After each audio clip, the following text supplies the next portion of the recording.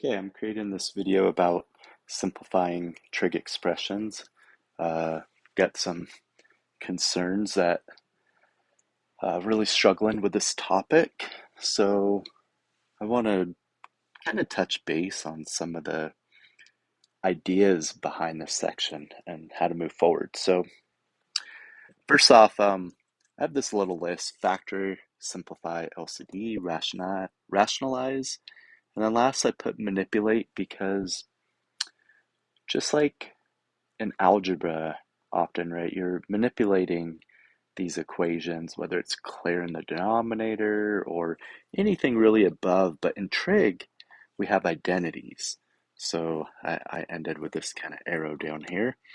Like, we also have to keep in mind these identities because sometimes we can simplify even further. Now, this is one of my least favorite sections because at some point, some of these questions you're like, well, how do I know if I'm fully simplified, right? And like one person might feel theirs is better simplified than um, maybe a result that you're checking, right? Or somebody else. And yeah, sometimes that is kind of left up to the discretion of who's doing the problem and how they want it simplified. So anyways, I hope this video will clear some of those things up. So the first example I want to look at is simply factoring. All right, say this was the problem. Y is just some variable. We could have done theta um, or x or any other variable. But if they were to ask you to simplify that, probably for a problem like this, excuse me, they are asking you to factor and simplify. Okay, sometimes factoring is all we could do, and I want to point out, just like algebra, if you think of all these trig identities at some point as just another variable, I know we have a y here, but this is very similar to looking at something like for u as a common substitution. So I'm going to use u and we'll draw on that here. If we're letting u represent sine y, right, then u squared is sine squared. So in algebra, you have been asked to factor or simplify this. And why would you do that? Because later we want to solve an equation with this, or maybe it gets more complex and we have to know how to factor in order to multiply or divide rational expressions, right? So it's a building block. Same thing with trig. Okay, so when you factor, all the old algebra rules still hold. Like, always look for a GCF that'll make your factoring more simple, right? So I see there's a common factor of 4 there, factored out. Now I could see this as a sum of squares, but even if not, right, like I always set mine up with 2 parentheses and then I would go from there. Well, just because we have sine doesn't mean we can't factor, right? So the process is the same. I still see a 4 in common, so we factor that out. And then sine squared, we would think, all right, that's sine y multiplied by sine y.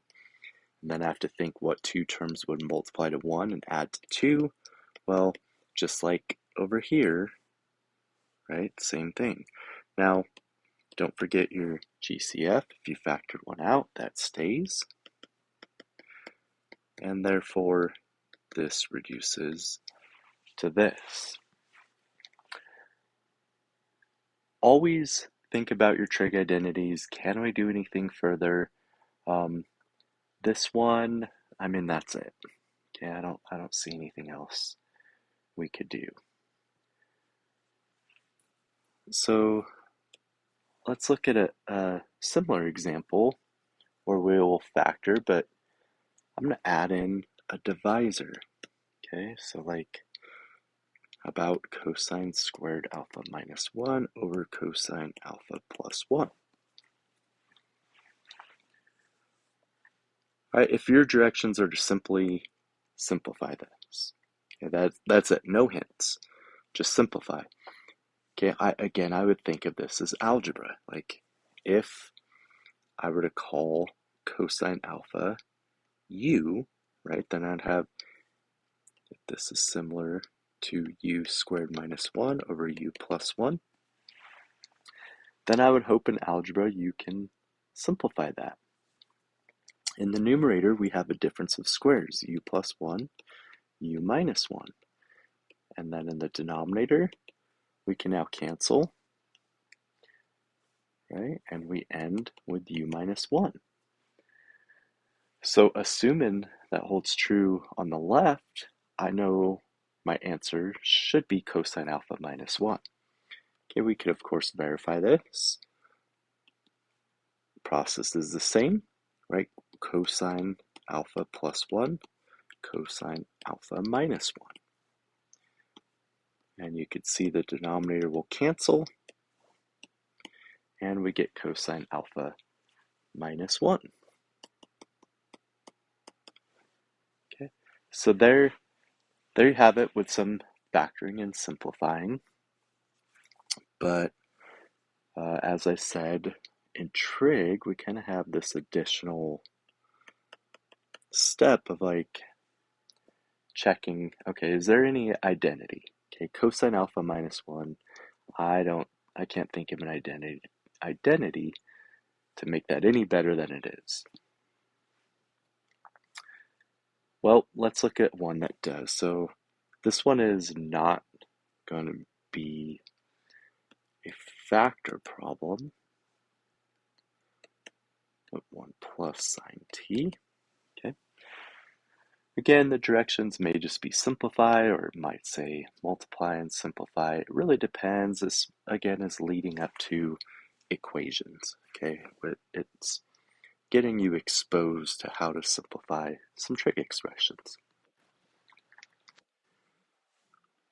So looking at this, all I see is FOIL, right? Like first, outer, inner, last, or you could see it will yield difference of squares.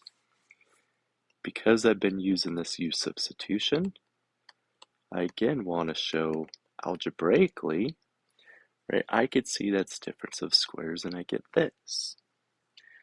But in algebra, that's it. Like I didn't show the work of the middle terms canceling, negative u and plus u, right? But that is all we could do.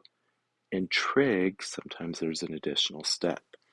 So I'll go to FOIL out the whole thing, but hopefully you see this is difference of squares. 1 times 1.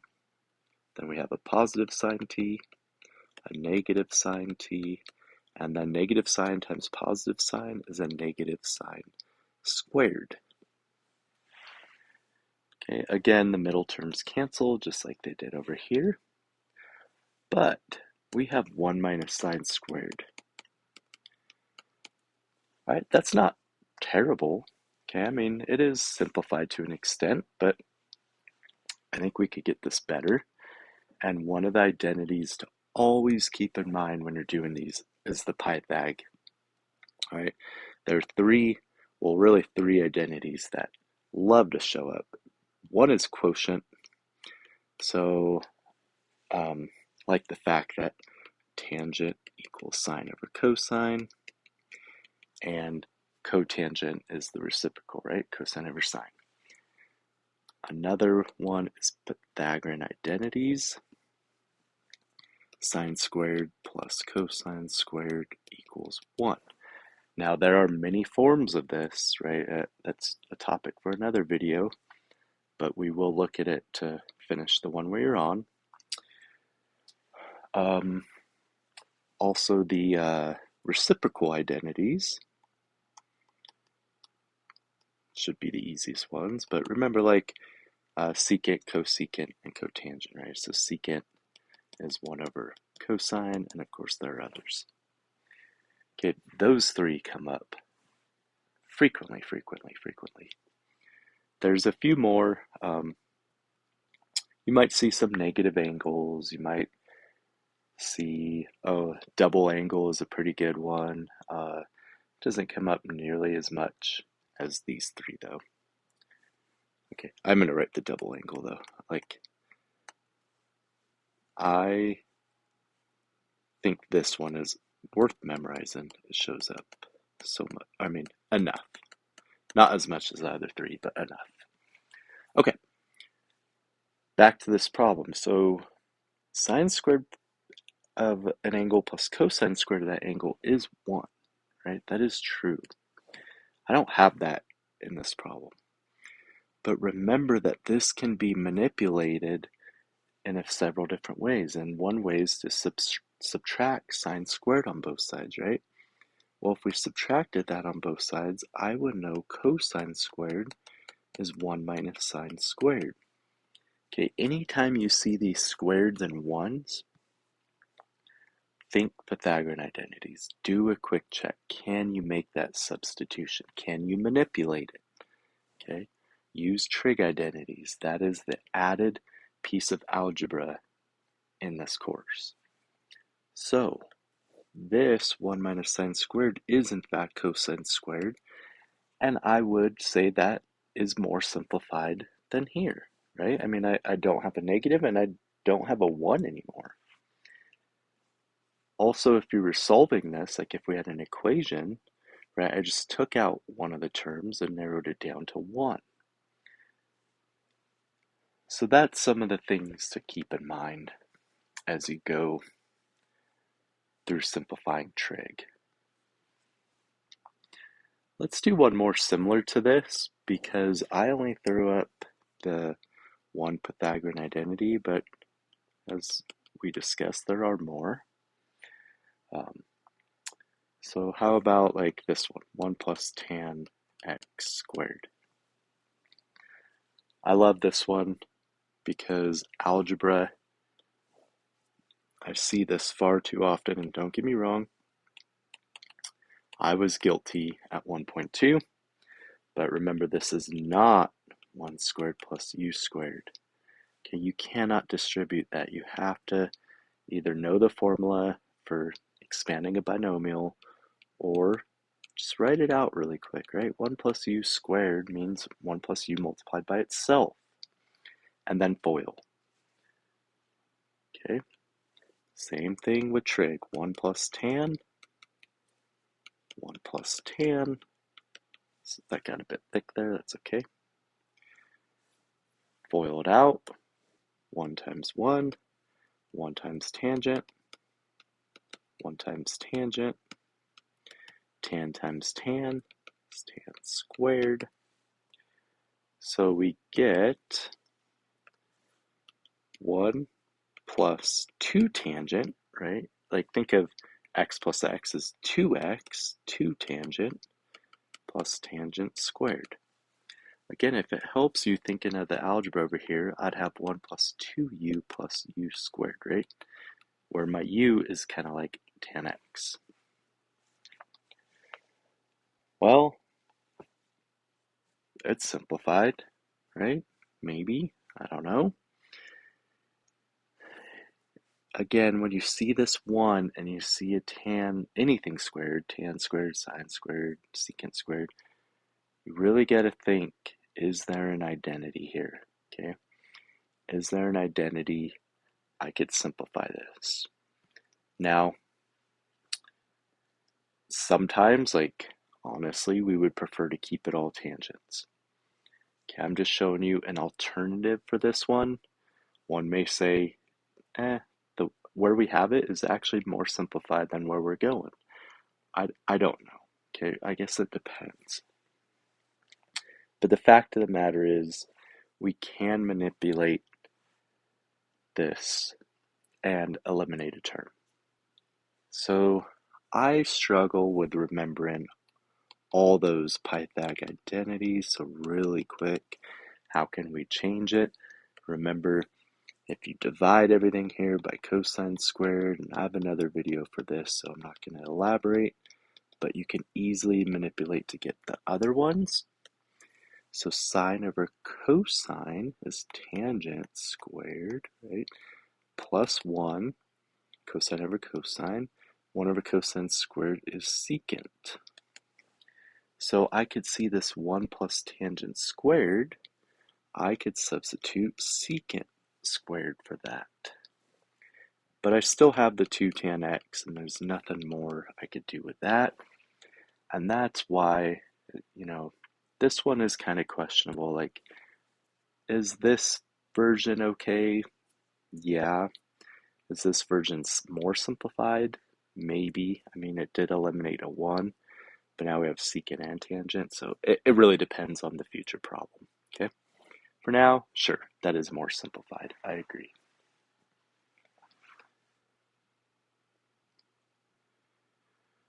All right, so we looked at some factored and we looked at some simplified.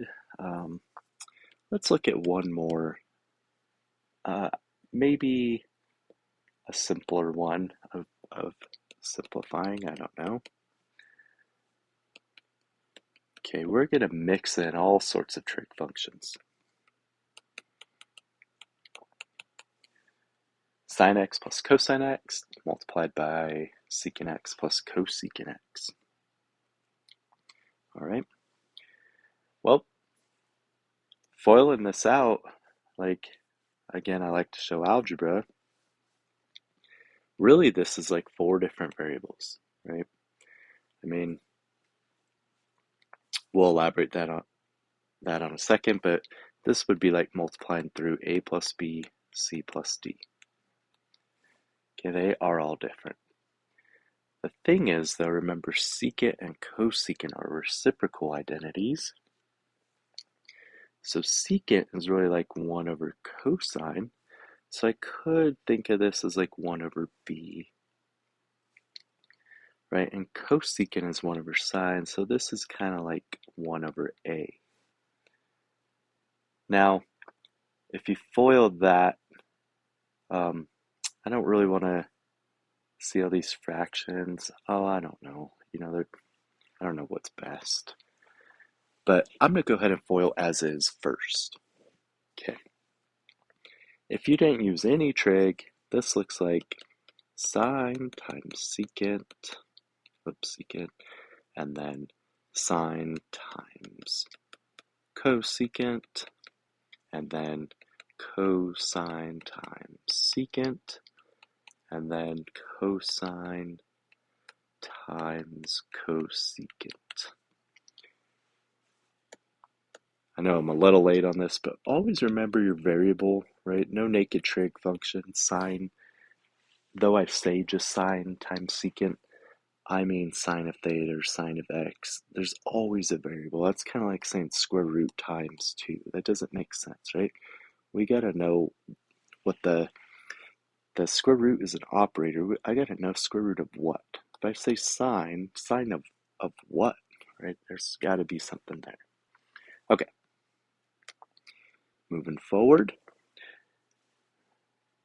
So remember now, reciprocals. So sine is 1 over cosine. Secant is 1 over cosine. Remember the s and c's go together. Cosecant is like 1 over sine, 1 over cosine, 1 over sine. Okay, that helps for a few of these, right? Because sine multiplied by 1 over sine is 1. Cosine multiplied by 1 over cosine is 1. That looks good. Well, what else can we do? Well, I think sine over cosine would look better as calling that tangent, right? That's the quotient identity. Sine over cosine is tangent, and cosine over sine is cotangent. And then we have 1 and 1 is 2, and that's kind of about it.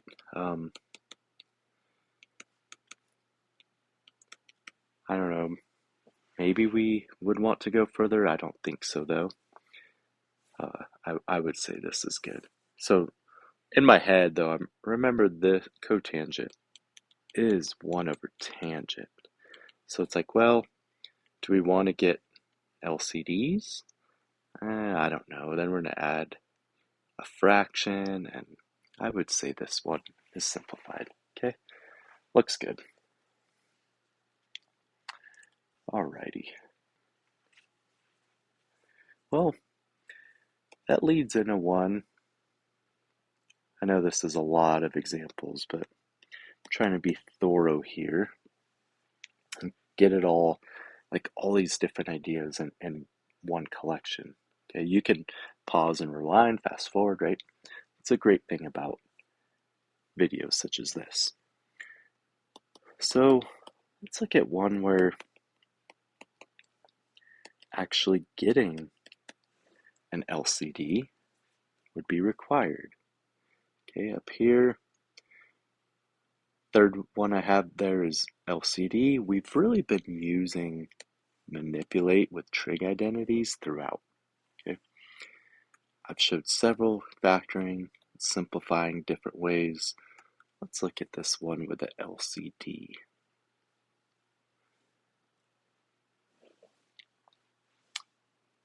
Okay, to add fractions, any fractions, right, you need LCDs. And we could, again, show what this would look like algebraically with different variables. Maybe that would help if I just let sine be like A and cosine be B, and the cotangent is actually a mixture of A and B, right? It'd be kind of cosine over sine, so it'd be like B over A. I wouldn't continue to rely on this, right? Like, it's good to see it, it's good to begin the process, but at some point, like, you've gotta not really do all this extra work on the side. So that's why I've slowly been fading away from it. It is helpful to see, okay, but again, trig, oftentimes that's going to create more work. If you were to look at this one, right, the LCD is A times 1 plus B. So on the left one, I would need to multiply by A over A, and this one I need to multiply by 1 plus B over 1 plus B. Okay, that is true to the left as well. We are using this process, but again, like, start practicing with trig to minimize all that extra work. Okay, so let me go ahead and rewrite this with using cotangent as cosine over sine, right? The quotient rule, quotient identity. Now our LCD again is sine multiplied by 1 plus cosine. So on the left, to get my LCD, I need to multiply by sine. But on the right, this piece, I need to multiply by 1 plus cosine.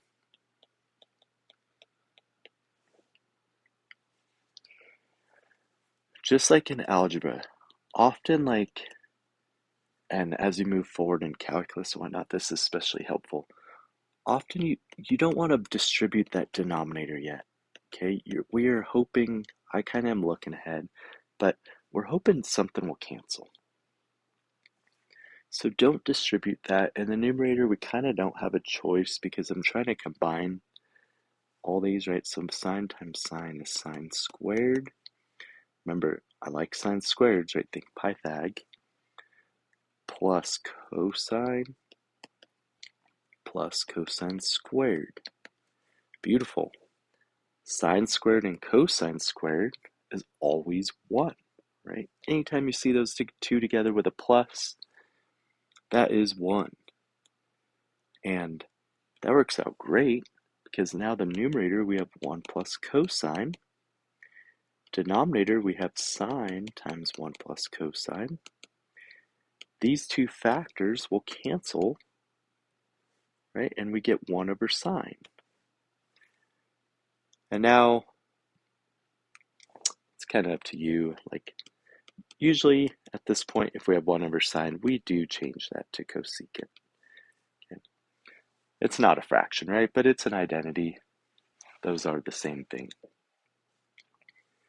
Notice that Pythagorean identity came up. This algebra comes up. Factoring comes up. Okay, FOIL. It's heavy in algebra, but we get this added responsibility of check and trig identities to see, can we factor or can we use them to simplify it more?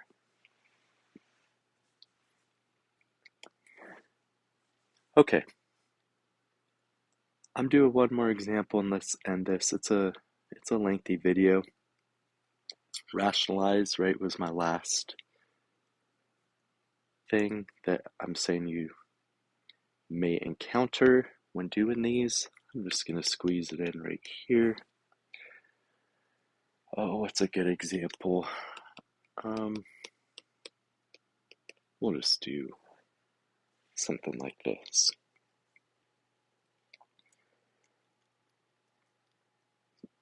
So with radicals, you'll often get a descriptor saying assume the radicand is non-negative, right? Because we don't want to deal with i's, right? If you have a square root of a negative, imaginary. So it's going to say assume this is always positive. And it may also, if you have a fraction here, say the denominator is non-zero. Okay, but anyways, if we're purely looking at this algebraically, let me erase this. Again, this would be similar to something like a over b, but remember, tangent is sine over cosine, so sometimes you may have choices. Like, do I want to use the quotient identity, or do I just want to rationalize and simplify that? I don't know. If this was purely algebra, we just rationalize the denominator by multiplying by that same square root, right? Because square root of b times square root of b is b. So that's the idea. Again, always check for this added trig identity. Can you simplify? Okay, sometimes. So we're going to go ahead and multiply by square root tangent, just ignoring trig identities for now. Okay. That way in the denominator, square root of tangent times square root of tangent is tangent. In the numerator, we have cosine multiplied by tangent.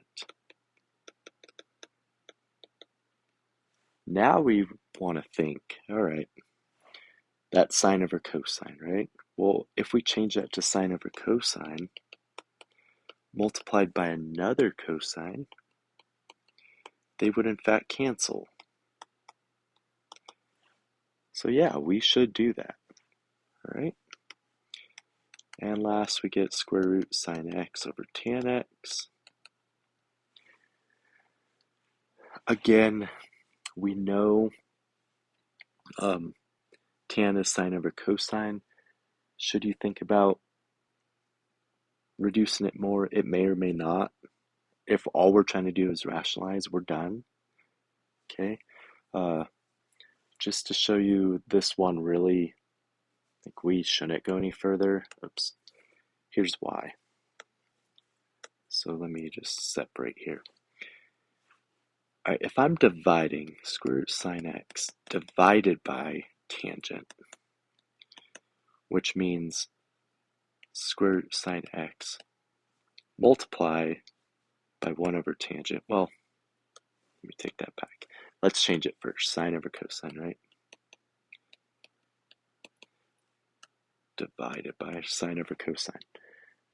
But division of a fraction means multiplied by the reciprocal.